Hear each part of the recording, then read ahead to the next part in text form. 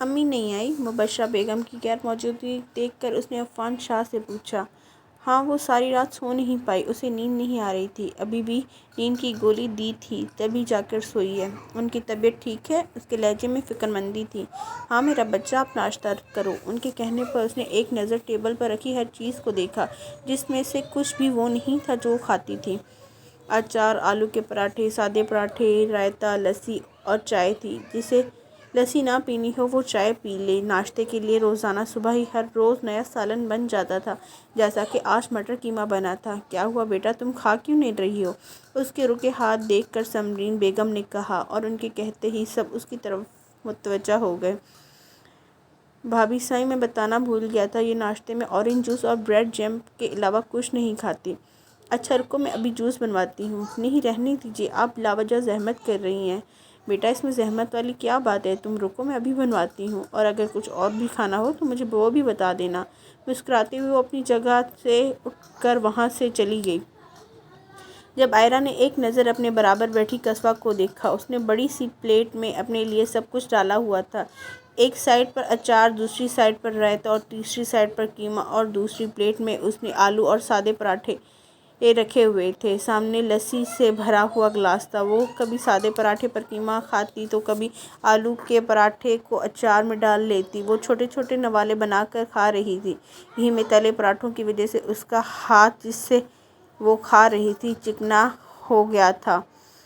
تم کیسے اتنا آئلی کھا رہی ہو کسوہ، تم کیا ایسا ہی کھانا کھاتی ہو؟ اس کے کہنے پر کسوہ نے اپنا ہاتھ روک کر اسے دیکھا۔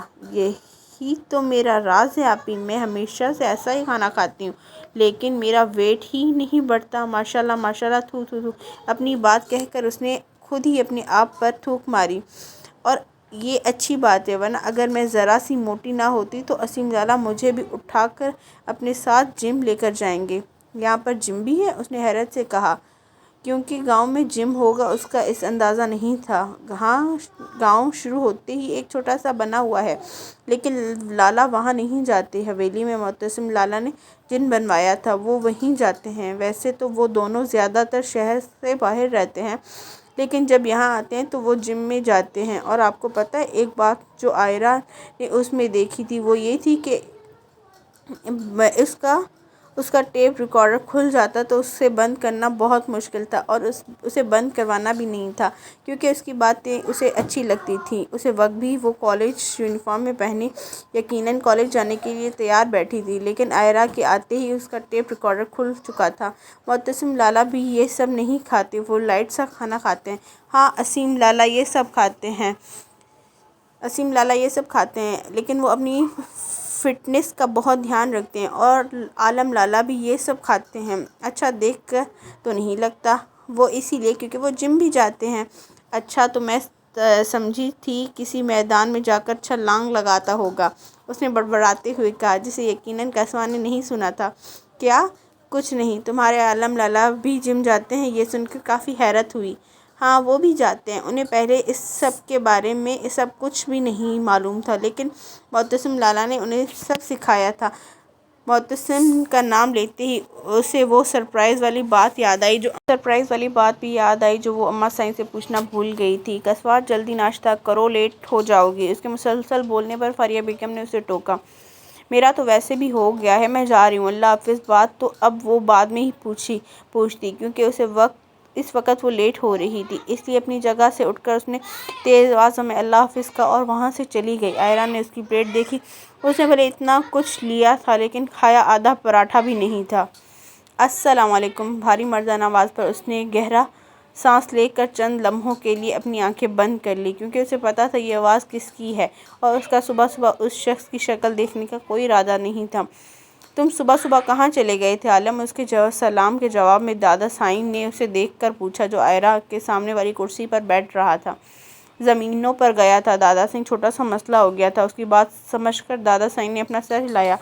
جب نظر ناشتے کرتی عائرہ پر پڑی، جو ابھی بی بی سمرین بیگم کے سامنے رکھ کر گئی تھی، عائرہ کو شاپنگ پر لے جانا، یہ اپنے لیے ولیمے کا سوٹ لے آئے گی۔ ان کی بات سن کر عالم نے اسے اور عائرہ نے دادا سائیں کو دیکھا۔ مجھے کہیں نہیں جانا بیٹا، چلی جانا، اپنی پسند کا لے آنا۔ ویسے تو بارات اور ولیمہ دونوں تقریب کا دولہا ہی اپنی مرضی سے لاتا ہے، لیکن بابا سائیں کہہ رہے ہیں تم خود اپنی مرضی سے لے آنا۔ عفان شاہ کے کہنے پر اس نے بنا کچھ کہے جیم لگی بریڈ اپنے منہ میں رکھی اور قصوہ کے لیے اسیم ہی لائے گا۔ عالم کے کہنے پر اس نے مشکل سے اپنے منہ میں چلتا نوالا حلق سے اتارا۔ گھر میں اس کے ساتھ ساتھ قصوہ کی شادی کی تیاری بھی چل رہی تھی، لیکن اس پاگل کو اس بات کا علم ہی نہیں تھا۔ وہ تو اپنی ہی دنیا میں مگن تھی۔ جس کی شادی کا فیصلہ کیا جا رہا ہے، پہلے ایک بار اسے پوچھ تو لیں۔ عائرہ کے کہنے پر عالم سمیت سب نے اس کی طرف دیکھا۔